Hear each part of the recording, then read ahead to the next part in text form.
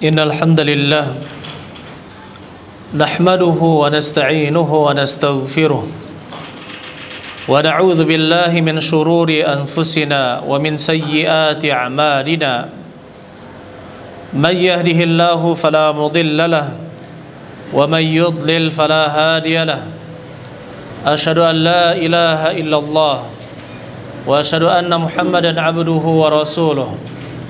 Allahumma salli ala nabiyyina Muhammad wa ala ali Muhammad kama sallaita ala Ibrahim wa ala ali Ibrahim innaka Hamidum Majid.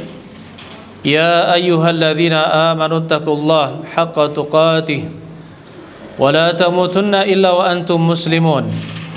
Ya ayyuhalladzina amanu taqullaha wa qulu qawlan sadida yuslih lakum a'malakum wa yaghfir lakum dhunubakum wa man yuti'illaha wa rasulahu faqad faza fawzan 'azima. Wa ba'd. Ayyuhal ikhwan rahimani wa rahimakumullah. Saudara-saudara sekalian, bapak-bapak sekalian yang mudah-mudahan kita semua dirahmati oleh Allah Subhanahu wa taala. Marilah kita senantiasa berusaha menjadi hamba Allah Subhanahu wa taala yang bertakwa dengan menjalankan perintah-perintah Allah dan menjauhi larangan-larangan Allah Subhanahu wa taala. Berkaitan dengan larangan Allah Subhanahu wa taala, ada 3 dosa besar yang dari setiap zaman, di setiap zaman dosa besar ini selalu berulang dan menjadi ancaman bagi masyarakat juga. Oleh karena itu kita mengingatkan diri kita semua, hadirin sekalian, 3 dosa ini, yang pertama adalah riba, yang kedua adalah minuman keras atau khamar dan seluruh yang serupa dengannya seperti narkoba dan yang lainnya yang bisa membuat hilang akal. Kemudian yang ketiga perjudian. 3 hal ini berulang terus dan membuat masyarakat rusak. Riba membuat masyarakat rusak. Perjudian juga demikian. Dan angka kriminal sangat besar terjadi karena perjudian dan khamar. Dan kerusakan di masyarakat, penyimpangan-penyimpangan perilaku itu karena riba. Oleh karena itu 3 dosa ini akan kita bahas insyaallah pada khutbah Jumat kali ini. Yang pertama mengenai riba. Allah Subhanahu wa taala katakan, ya ayyuhalladzina amanu taqullaha wa dharu ma baqiya minar riba. Wahai orang-orang yang beriman, bertakwalah kalian kepada Allah dan tinggalkanlah apa yang tersisa dari riba. In kuntum mu'minin, jika kalian beriman. Fa illam taf'alu, apabila kalian tidak melakukannya, fa'dhanu biharbi minallahi wa rasulih, maka umumkanlah peperangan kepada Allah, dari Allah dan Rasulnya. Ini menunjukkan bahwa dosa riba itu adalah dosa yang sangat besar. Tidak ada dosa yang di sana Allah Subhanahu wa taala dan Rasulnya mengumumkan peperangan secara langsung kecuali dosa riba. Oleh karena itu ya ikhwan, tidaklah dilarang seperti ini kecuali akan membawa dampak yang sangat besar, dan itu terbukti. Ya, banyak sekarang semuanya serba mahal. Jangan salahkan itu. Itu karena riba. Kita mau beli tanah sekarang serba mahal. Kenapa? Secara prinsip ekonomi, semakin banyak permintaan, maka penawaran akan semakin tinggi. Ya kan? Sekarang permintaannya semakin banyak gara-gara ada bank, ada riba, ada leasing, ada koperasi ribawi. Permintaan otomatis semakin banyak, otomatis penawarannya akan tinggi. Coba tidak ada riba, permintaan akan stabil sesuai dengan jumlah kelahiran. Ada kelahiran, maka permintaan makin besar mengikuti kelahiran, makin banyak penduduk, baru penawaran juga makin banyak. Akhirnya imbang. Tapi sekarang permintaannya besar, akhirnya penawaran juga besar, semua serba mahal. Ya, semua direpotkan, banyak kemacetan, ada yang jantungan dan sebagainya. Banyak sekali mafsadat dari riba ini, ayolah ikhwan rahimani wa rahimakumullah. Begitu pula kata Allah Subhanahu wa taala, alladzina ya'kuluna riba la yaqumuna illa kama yaqumul ladzi yatakhabbathu asyaitanu minal mas. Orang-orang yang memakan riba, tidaklah mereka berdiri, maksudnya ketika dibangkitkan nanti di padang mahsyar, tidaklah mereka berdiri kecuali seperti berdirinya orang yang kemasukan jin, sempoyongan karena kemasukan jin. Kemudian di akhir ayat Allah Subhanahu wa taala katakan, "Wa man 'ada," barang siapa yang mengulanginya, "faulaika ashabun nari hum fiha khalidun." Maka mereka itu adalah penghuni neraka, penghuni neraka, dan mereka kekal di dalamnya. Ini bukan main-main masalah riba. Masalah riba ini bukan hal sepele. Ya, oleh karena itu ya ikhwan, sebisa mungkin kita menjauhi yang namanya riba. Begitu pula kata Rasulullah SAW, ijtanibus sab'al mubiqat, jauhilah oleh kalian 7 hal yang membinasakan. Ya, salah satunya adalah wa aklu riba, dan wa aklu ar-riba, memakan riba. Ini adalah dosa yang bisa membinasakan seseorang. Begitu pula kata Rasulullah SAW, la'anallahu akil riba wa mukilahu wa syahidaihi wa syahidahu wa katibah. Allah melaknat orang yang memakan riba, memberi makan riba nasabahnya, saksi riba, dan juga juru tulisnya. Dalam perkataan Jabir, nah Rasulullah SAW, la'ana Rasulullah SAW akilahu wa mukilahu wa syahidaihi wa katibahu. Allah melaknat yang makan, yang memberi makannya, itu nasabahnya, kedua saksinya, dan juga juru tulisnya. Jadi jangan berbangga kerja di bank, jangan berbangga kerja di koperasi ribawi, jangan berbangga kerja di leasing.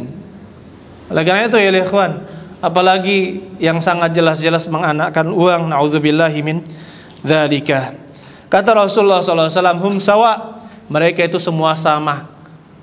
Saya tidak kok, kami yang dirugikan, kami kan memberikan. Tidak akan terjadi riba kecuali ada nasabahnya. Kami kan sama-sama ridho, saya ridho memberikan itu. Zina, sama-sama ridho, apakah menjadikan zina itu halal?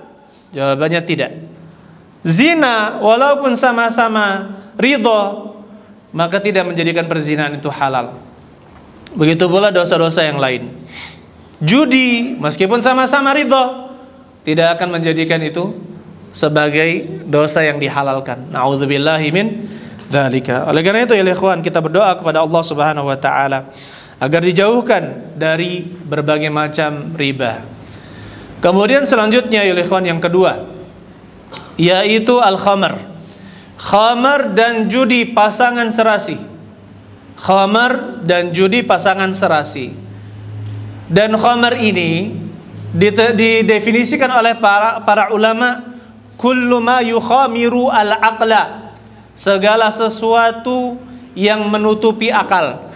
Maksudnya apa? Membuat akal tidak sadarkan diri, tidak tahu apa yang dilakukan, tidak tahu apa yang diucapkan.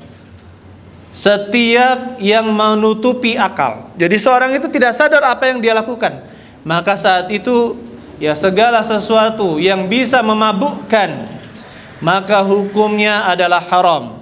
Termasuk minuman-minuman zaman sekarang ini yang dibuat dari pisang lah, dibuat dari tebu lah, dibuat dari tape, dibuat dari bahan-bahan yang ada glukosanya atau zat gulanya.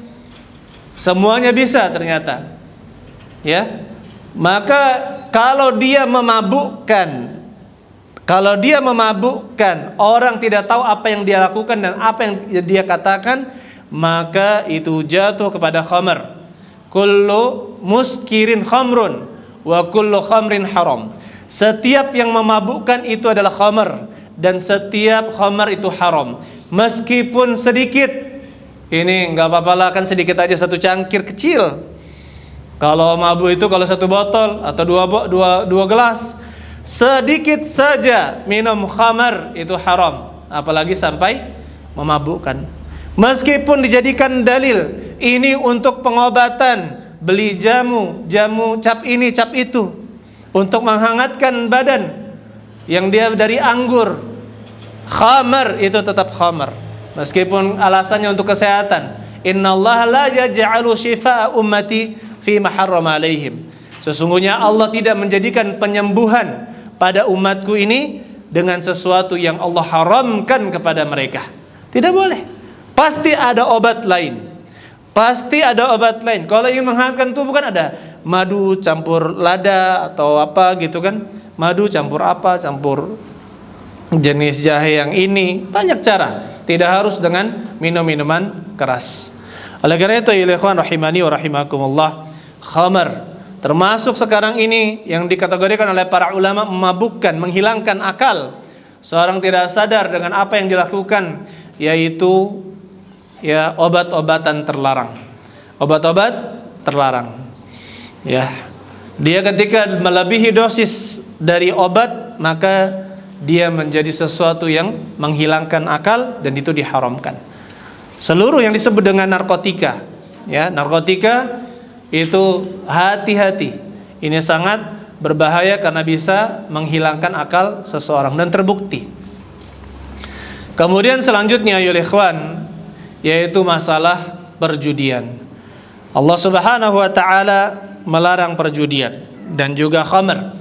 Kata Allah Subhanahu wa taala, ya ayyuhalladzina amanu, wahai orang-orang yang beriman, innamal khamru wal maisir wal ansab wal azlam rijsun min amali syaitan fajtanibuhu la'allakum tuflihun.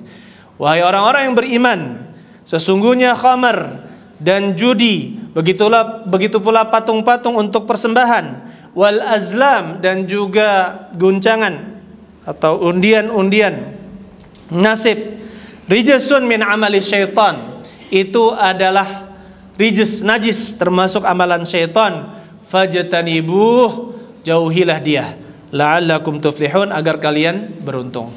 Maka hukum khamar, hukum judi, ya, itu semuanya haram, tidak boleh dilakukan oleh seorang muslim. Barakallahu li wa lakum wa jami'il muslimin.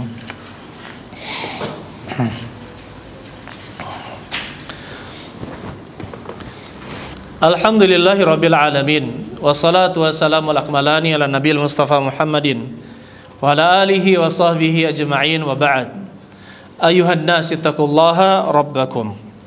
Rasulullah sallallahu alaihi wasallam mengatakan, man syaribal khamra fid dunya thumma lam yatub minha, barang siapa meminum khamar di dunia kemudian dia tidak bertaubat darinya, hurimaha fil akhirah, maka akan diharamkan untuknya di akhirat.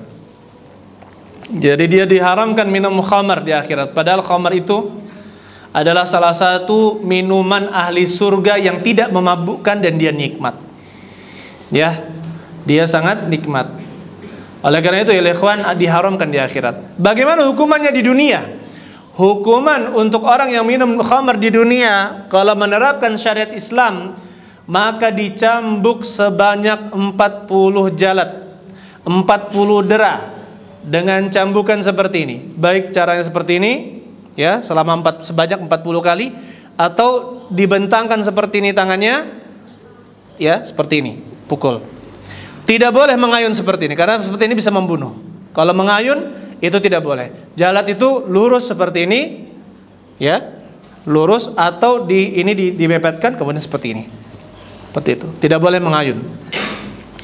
Itu 40 kali. Bahkan di zaman Umar ditambah menjadi 80 kali. 80 dera. Ya. Kemudian untuk judi, kata Rasulullah sallallahu alaihi wasallam, man qala li sahibihi ta'al uqamiruka falyatasaddaq, barang siapa yang berkata kepada sahabatnya, kemarilah saya akan berjudi untukmu, saya akan berjudi untukmu, maka bersedekahlah. Kenapa? Karena itu dosa digugurkan dengan sedekah. Maka kita katakan ayo ikhwan, kerusakan ini sangat banyak, pada terutama zaman ini sangat kita rasakan, sangat kita lihat bagaimana rusaknya manusia dan juga masyarakat. Rusak karena riba, karena khamar dan juga obat-obat terlarang, dan yang ketiga adalah masalah judi. Bahkan saya peringatkan kepada adik-adik yang suka main game, para pemuda yang suka main game, bahkan bapak-bapak yang suka main game, hati-hati. Korban judi online rata-rata punya latar belakang gamers,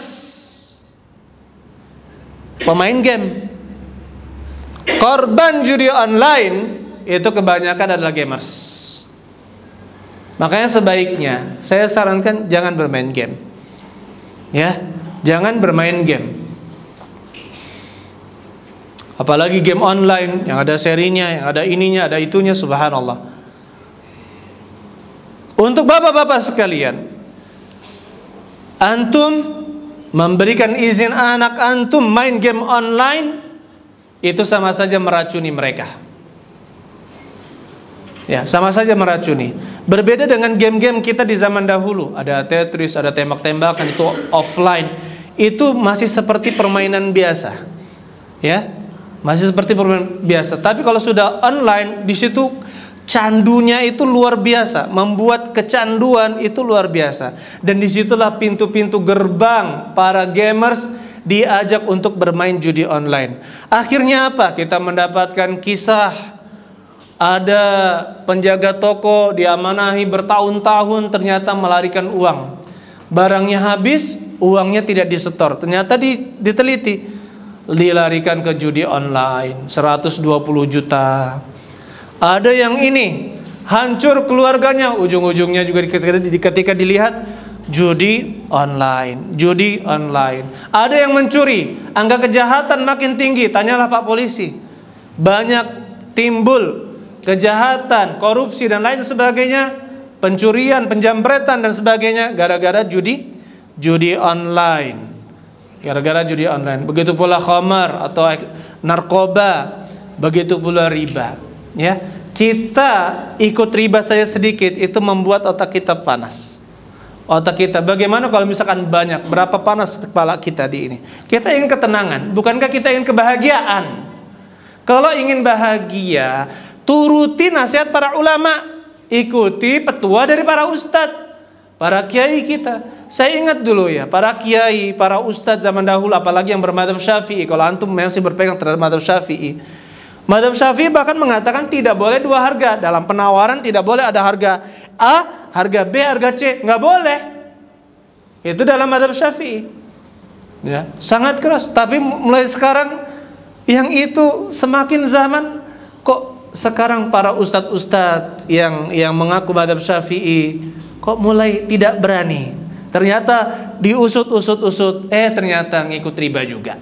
Bagaimana mau menasehati tentang riba? Dianya sendiri kreditnya riba, ya, rumahnya riba. Bagaimana bisa dia menasehati tentang riba, sedangkan dia sendiri menjadi pelaku nasabah ribawiyah? Nauzubillahi min dzalik. Akhirnya ya ikhwan, kita nasihatkan pada diri kita, dosa riba, judi, minum-minuman keras dan narkoba, maka kita harus hindarkan sejauh-jauhnya kalau kita ingin bahagia di dunia dan di akhirat. Di hari Jumat banyaklah berselawat kepada Nabi sallallahu alaihi wasallam. Allahumma shalli wa sallim ala Nabi Mustafa Muhammadin wa ala alihi wa sahbihi ajma'in.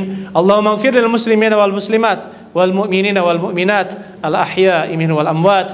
Allahumma rabbana zalamna anfusana fa illam taghfir lana wa tarhamna lanakunanna minal khasirin. Allahumma innaka 'afuwun tuhibbul 'afwa fa'fu 'anna.